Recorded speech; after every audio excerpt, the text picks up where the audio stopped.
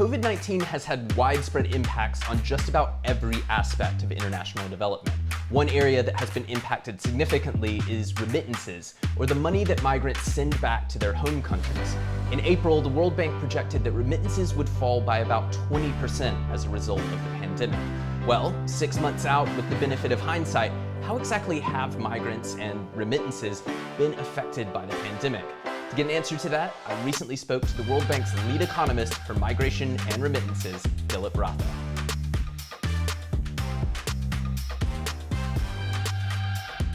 Dilip, thank you so much for taking the time to be here today. Thanks, Paul. It's a pleasure.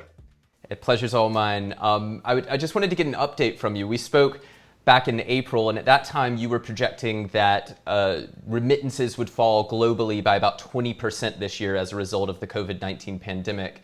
With the benefit of hindsight, 6 months out, what is your new analysis showing? How much are remittances being hit by the pandemic? Well, the projections we had are kind of holding up.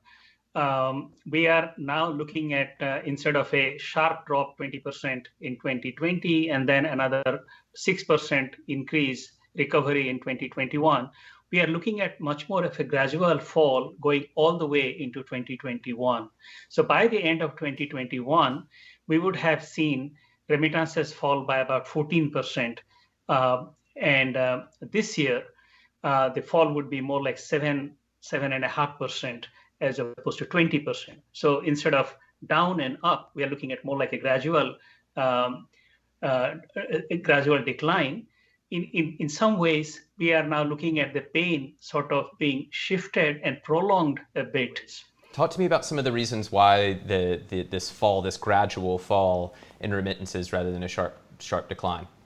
Projection of remittances sort of tracks the way the global economies in the migrant host countries have evolved. So U.S., the largest migrant host country, source country for remittances. The growth has not been, it was sharp decline in the economy in April, just after the crisis, and then in May, and then there was some kind of a recovery, but it was a partial recovery.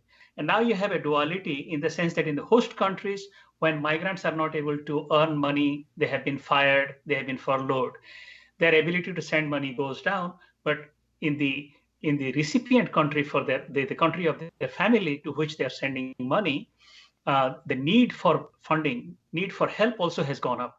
The decline, the fundamental weaknesses in the migrants' employment situation, earning situation, that is going to drive much more of a decline in 2021. So instead of a sharp drop and then a gradual recovery, we are now looking at some fall and some further fall. And together, by the end of 2021, we would end up where we were projecting also in the beginning of in April.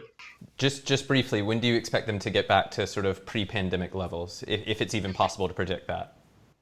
You see, that's such a difficult call. Even as we are speaking, the second phase has begun in earnest. So how long will it take for the COVID-19 situation to correct itself, that for us to get on top of it is not clear. And the entire economic outlook, and because of that, the outlook for migration and for remittances is also very uncertain. And I imagine, part of the reason it's hard to make a projection, the unknowns about COVID-19, part of the reason why we're updating our projections right now is because of a lack of data or unclear data. Talk to us a little bit about those challenges and what needs to be done to increase the data that's available on migrants and their sort of economic habits. For monitoring flows on a monthly basis or on a quarterly basis, if not on a weekly basis, we need high frequency data. And we just don't have them. We need to be on top of the situation by monitoring data on a regular basis. And because of that, we are now launching an international working group to improve remittance data. It has been almost a decade since the last improvement was done. Now it is high time to improve data on remittances.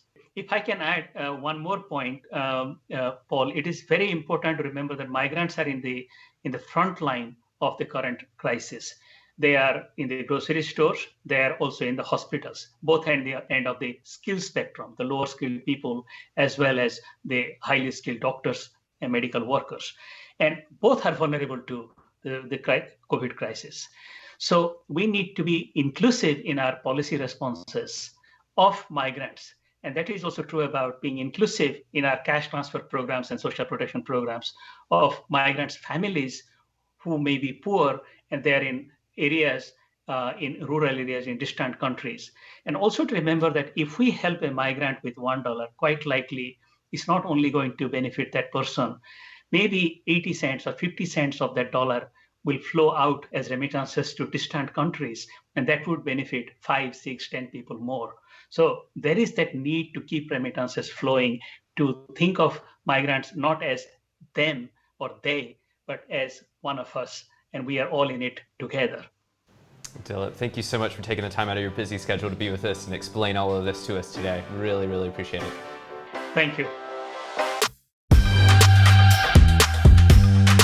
Dilip Rafa is lead economist for migration and remittances here at the World Bank. It's worth having a watch of his previous appearances on this show if you want to learn more about remittances and the impact they have on economic development. To do that, head on over to YouTube, type in World Bank Expert Answers. You'll be able to find it there. This has been an Expert Answers update. I'm Paul Blake. See you back here soon.